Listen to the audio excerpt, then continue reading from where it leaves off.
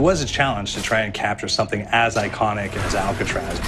You know about this. This is arguably the most famous prison in the world, and now you're in it. Just the space, the physicality of it, because it's quite claustrophobic.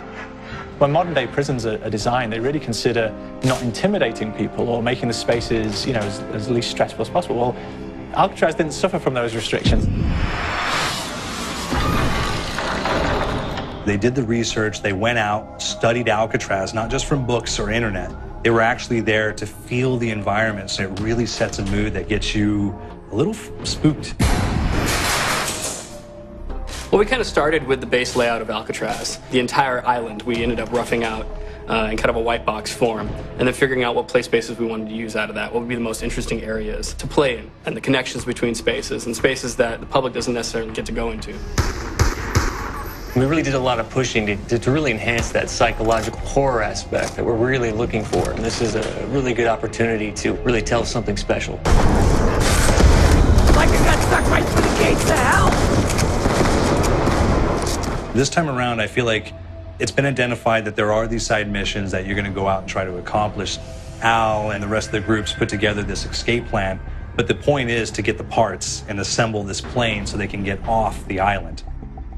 We did something new for the first time. We have actually contextual music that goes off. So that's a first for zombies. And it's all based around this horror thriller aspect. Every location will have a specific stinger that you hear when you find it, when you discover it, when you start unraveling the story. We start building on the music that you're hearing, and it's really enhancing that experience and going along with it in parallel.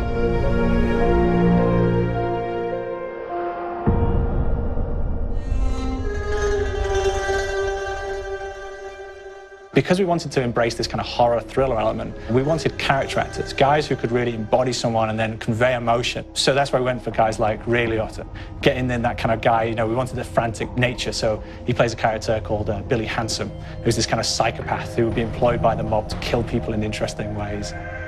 Chaz Palminteri, he plays a guy called Sal DeLuca, an old mob boss. Michael Madsen playing Finn O'Leary. He's kind of worked himself from the floor, from the streets. He's got his hands dirty in the blood and the guts a couple of times. And then we had Joe Pantoliano, and he plays Arthur Arlington, who's nicknamed the Weasel. Those guys, they bring a quality and a subtlety and timing that you can't really identify or try to recreate. Bring it on, dirtbags! You start off in the afterlife mode, and that's just going to be what's going on. You're going to try to solve the mystery from the second you start. Afterlife, to me, brings a new element, like a new puzzle element. It forces me to think a little bit more or look for the clues or kind of think of zombies on a slightly deeper level. You see clues throughout the map that tell you, ooh, perhaps if I'm in the afterlife, I can interact with this object, or there's some puzzle going on here that I need to be in the afterlife. Back east, I whacked a dirty dentist with one of these. Took forever, too.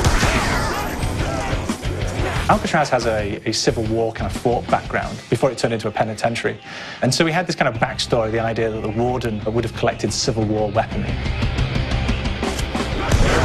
And one of them is a blundergat. It's a fictional weapon, but the idea of the combination between a blunderbuss and a Gatling gun. And possibly, there might be a way of upgrading it to a more fantastical weapon that the players may find. You all gotta go sometime? You just went now. There's one main zombie, one big zombie that's going to come through and wreak havoc on your life. He'll lock down the perk machine, he'll close down the box, so you have to pay to get that open again. So you don't want him to interfere with your process. Now's a good time to pick a fight. It's a fun challenge. It keeps things moving forward. In terms of perks, we have a new perk called Electric Cherry. When you reload, it gives a shock around, which scales over time. I was asking for increased ball. There's so much to experience in this map. Every time I play it, there's a new tactic to take, a new experience, a new objective to go for. But there's also this layer of things that we aren't exactly exposing to the players right off the bat and will need to be discovered. Don't let me go. Is it the calling we hear?